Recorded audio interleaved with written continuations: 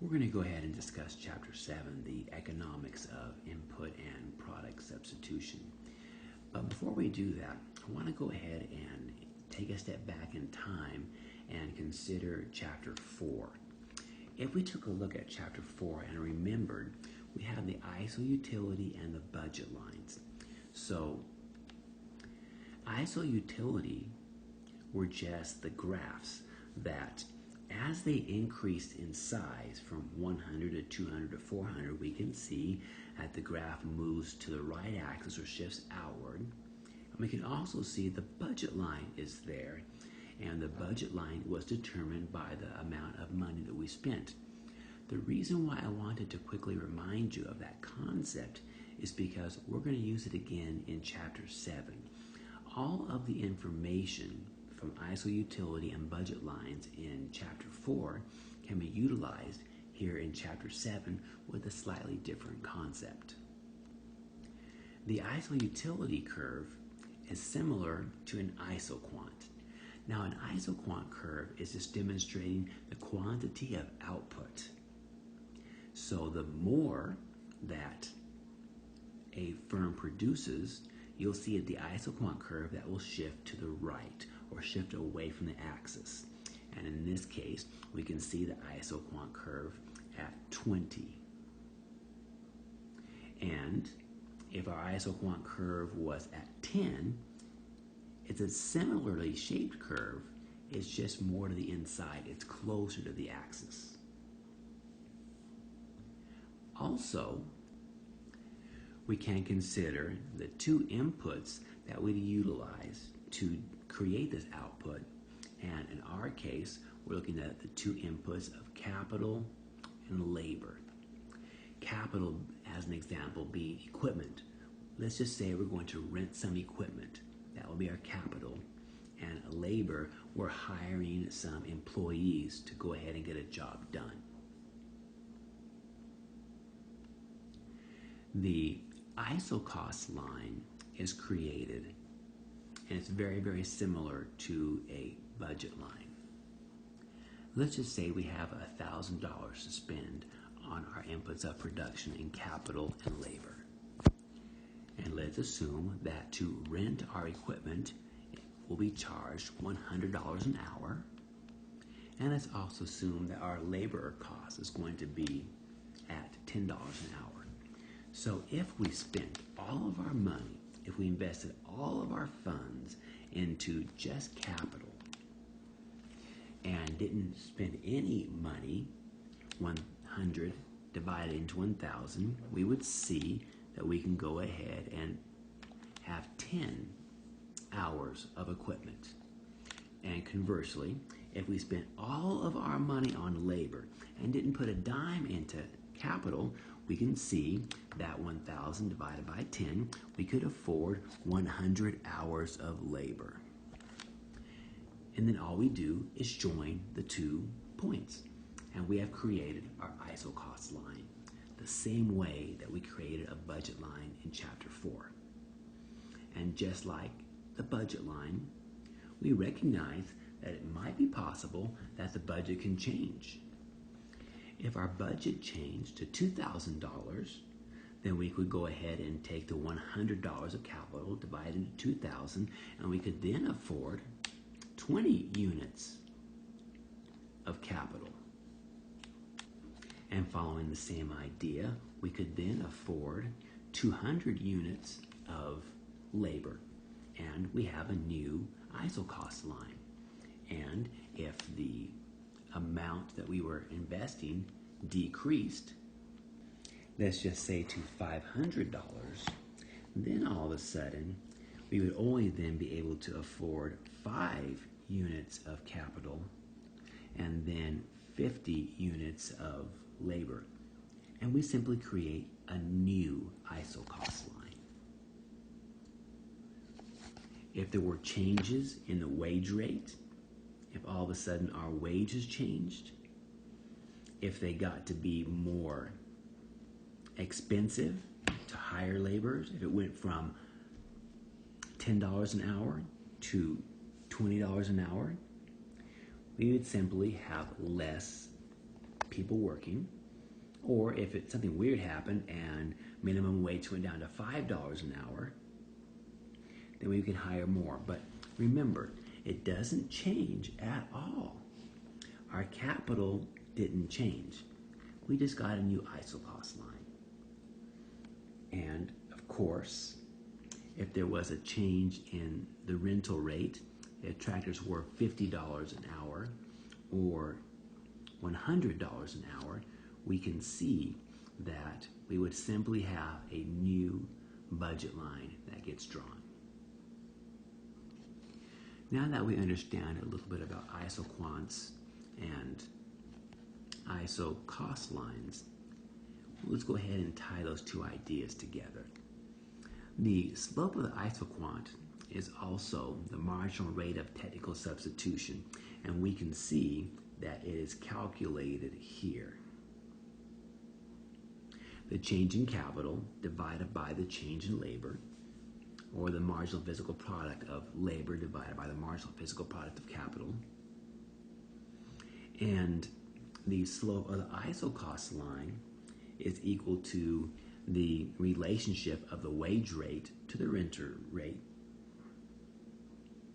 So if we're trying to determine the least cost combination, all we have to do is find out at what point are those two ideas equal.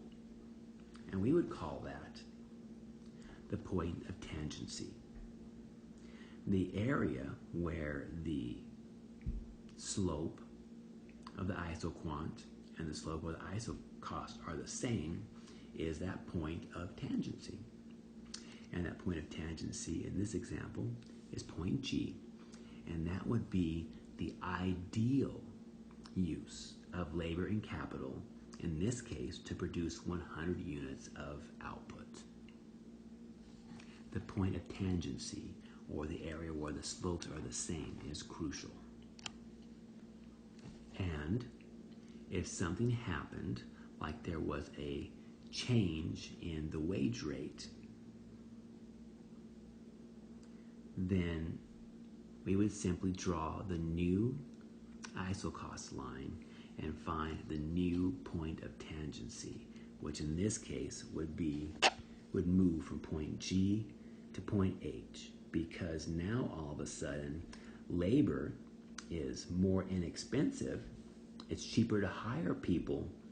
We'll hire more people and utilize the rental of equipment less. But remember, when we take a look at the concept of an ISO quant and an ISO cost, there is a budgetary constraint. If line MN is the amount that we can afford to invest in our inputs of production of capital and labor, then we can only produce at point P. It would be nice to produce 100 units or 125 units. We simply cannot afford to. We don't have the money to do that. We have a budgetary constraint. So our most ideal spot is point P. But remember, all firms are going to be a little bit different. All firms have different ISO quants and different ISO costs. All firms have different budgetary constraints. If we looked at the short-run cost curve, although this seems like a busy graphic, let me walk you through it. Let's just say that all the blue lines are your firm's ATC, ABC, AFC curve. Your average variable costs to average fixed costs, average total costs.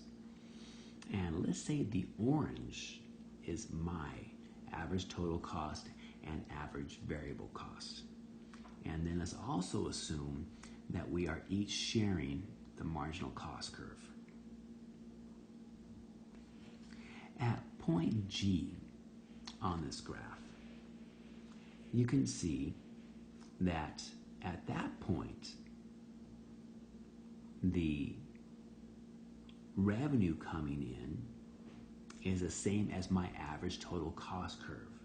So I'm bringing in enough revenue to cover my costs on the orange line.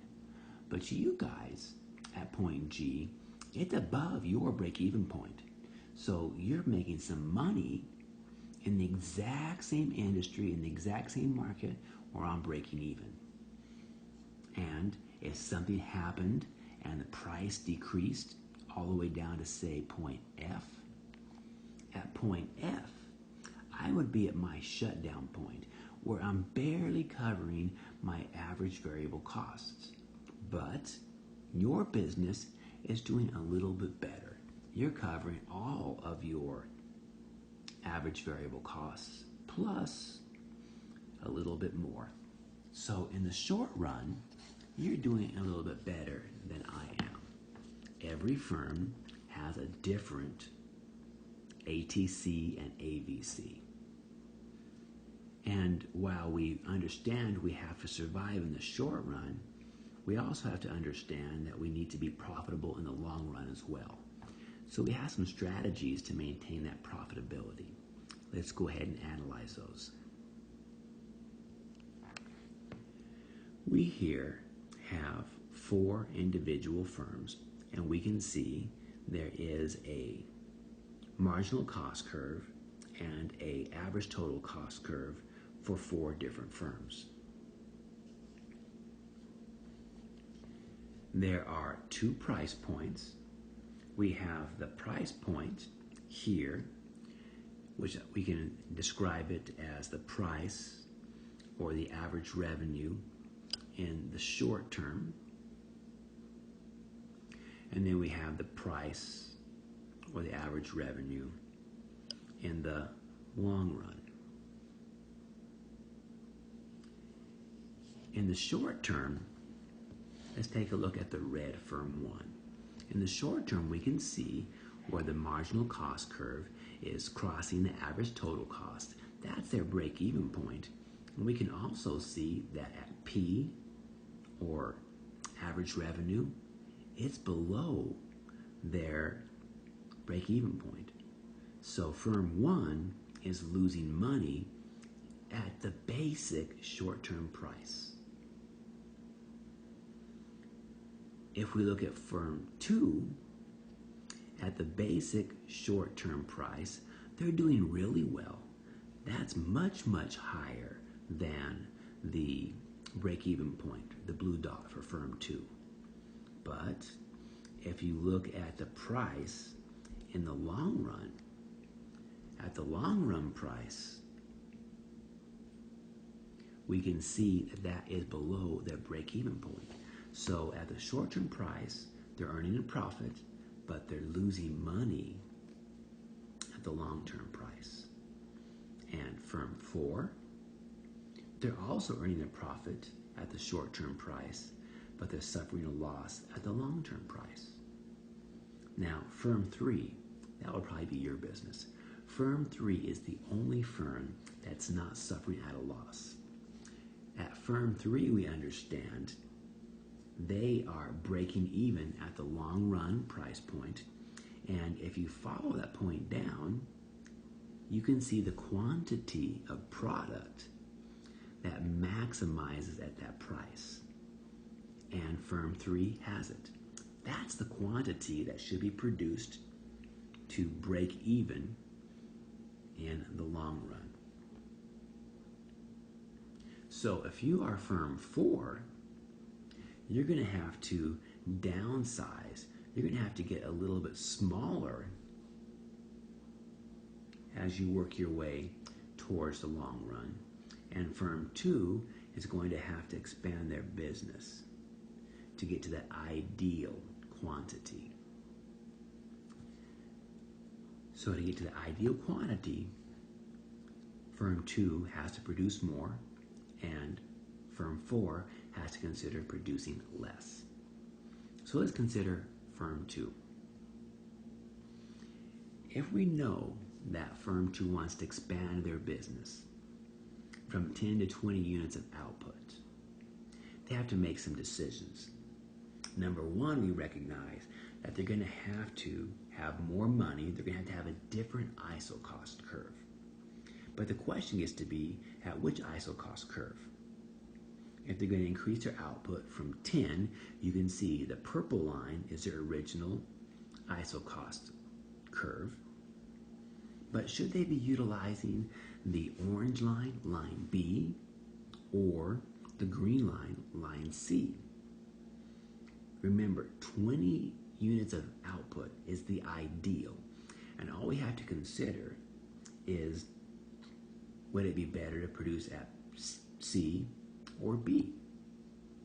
Well, at point C, you certainly have a spot where the output is equal to 20. And at point B, we have a spot that the output is equal to 20 as well. The reason why the orange line is the best is because it is the cheapest. It's the most inexpensive ISO cost line. So why would you spend more money at point C when you can get the ideal amount of output of 20 with less funds invested at point B? Point B is a point of tangency, and it's that point of tangency that we want to work within. The production possibilities frontier curve is just the way it sounds. It is all the possibilities of a firm that they can produce. And in this case, our text example is we have a factory that is taking agricultural products and putting it into a can. And this factory can either produce cases of canned fruit or cases of canned vegetables. Cases of canned fruit or cases of canned vegetables. Every point on this curve demonstrates the production possibilities frontier curve. If the firm focused exclusively on their entire operation, we're going to go ahead and produce 0, that's a lousy 0, produce 0 canned vegetables, and the only thing they're making is fruit. You can see here that they can bring in 135,000 cases of canned fruit. And conversely, if they decide to focus on just doing the vegetables and no fruit, you can see they can produce 90,000 units. So as we look at the production possibilities frontier curve, any spot on that line is a portion where they can maximize, or at least their factory can produce product. And I just recognize that there are some additional points here. We can take a look at point L, and while it would be nice to be producing way out on point L, that blue dot, we don't have the amount of money to produce at point L. We would have to do something different with our resources. And we also recognize that there's the point K, and while we could produce at point K, we could run our factory and produce at point K. Why would you want to if you can produce at point G? Meaning that it's essentially the same number of canned fruit, but it has significantly more canned vegetables. If you're going to run your factory for 12 hours a day, would you rather produce 60 units of canned fruit and 30 units of vegetables, or 60 units of canned fruit and 60 units of vegetables, utilizing the exact same resources? K is a bad idea because it's not the most efficient use of our firm's existing resource. But the question is, where is the ideal? Out of all of this, where's the ideal spot on our production possibilities frontier curve? Well, we have to first consider the ISO revenue line. The ISO revenue line is just the potential revenue that could occur based on income. And if you only sold fruit and nothing else but fruit, you can create an ISO revenue line, in this case, of 30. And if you only sold vegetables and only vegetables, then you could create a revenue at 40. Go ahead and connect your two lines and you have an ISO revenue curve. And it should not surprise you that ISO revenue curves, if you have a change in income, if you have greater income, then of course your revenue curve is going to move to the right. And if you have less income, it's going to shift into the left.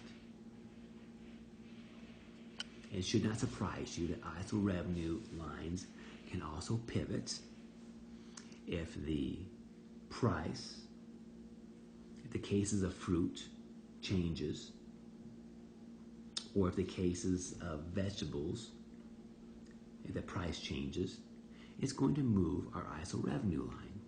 So if there's a change, we just draw the same ISO revenue line, the same way we've drawn a new budget line, the same way we've drawn a new ISO cost line. Our concepts aren't really changing. And then of course, we have to consider how we tie those two concepts together. Well, we have the marginal rate of product substitution, which is the slope of the production possibilities curve. And we have the slope of the ISO revenue curve. And it should not surprise you, the ideal spot, the least cost combination, the best spot of production is at the spot of tangency. We can see tangency in an area where our marginal rate of product transformation and the ratio and price of vegetables are the same. Or we can look at where is the slope the same.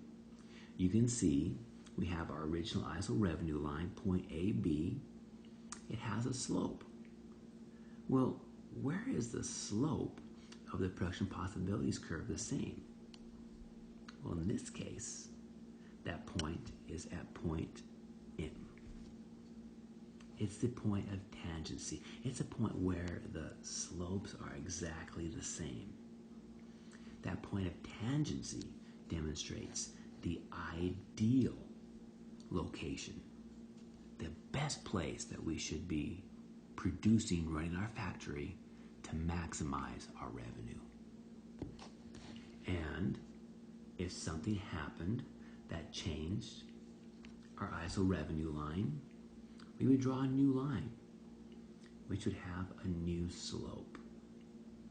And we would just figure out where is the new point of tangency, where is that new ideal spot of operation. And in this case, it would simply move to point N.